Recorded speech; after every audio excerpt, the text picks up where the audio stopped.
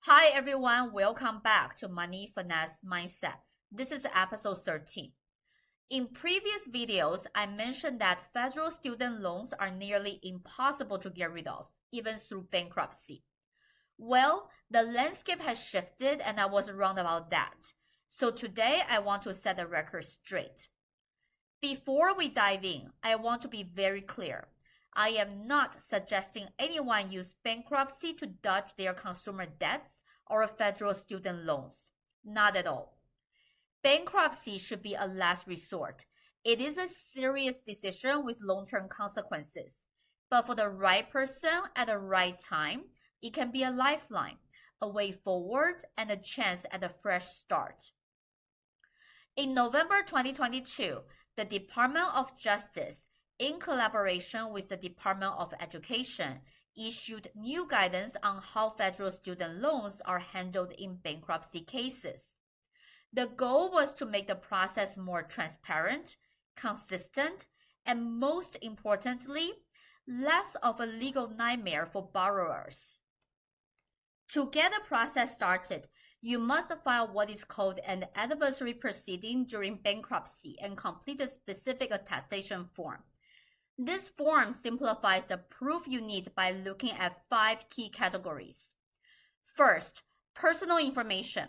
This covers basic details like how many people are in your household, your federal student loan balance, your current monthly payment, the school you attended, the degree you received, and your employment status. Second, current income and expenses. This helps the government determine whether you realistically have the ability to repay the loans today while maintaining a minimal standard of living. Third, the future outlook. You need to explain why your financial situation is not likely to improve. That could be due to age, disability, being unable to work in a field you trained for, or other long-term challenges. Fourth, prior good faith efforts. This looks back at your past actions. Did you try to make payments? Did you look into income-driven repayment plans?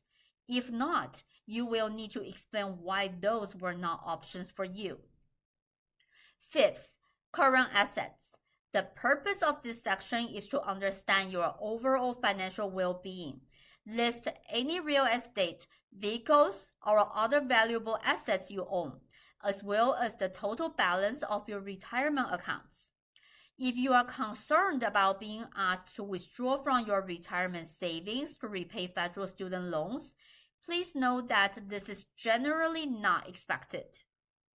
During the bankruptcy proceeding, attorneys from the Department of Justice work directly with the Department of Education to review your attestation form. If the government decides you meet the undue hardship standard, they will recommend to the bankruptcy judge that your federal student loans be partially or even completely discharged. Since the rollout of this new process, the outcomes have been remarkable. For those who take the extra step to file the paperwork, recent studies show a success rate of around 87%. That is a massive shift from the days when federal student loans were considered untouchable. There are 2 main types of personal bankruptcy, Chapter 7 and Chapter 13. While the same undue hardship standard applies to both, Chapter 7 is often a more straightforward path for borrowers seeking to discharge their federal student loans.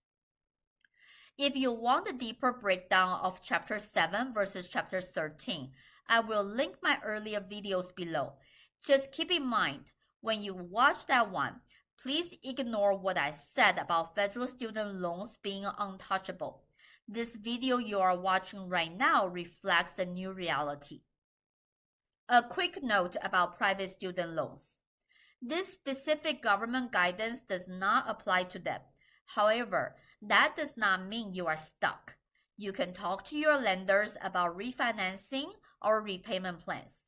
And some lenders may even agree to settle for less than the full balance owed. Don't be afraid to reach out and explore your options.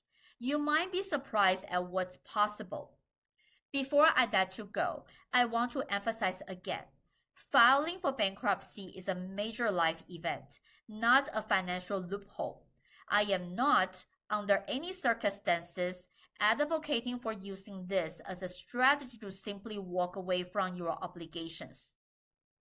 The truth is, bankruptcy is a serious legal process. It is a decision that carries long-term implications on your credit, your ability to rent or buy a home, and maybe even your future employment.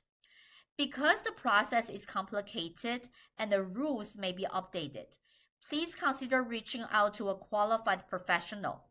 A good bankruptcy attorney can help you navigate the system and understand exactly what it could mean for you, whether you have federal student loans or not.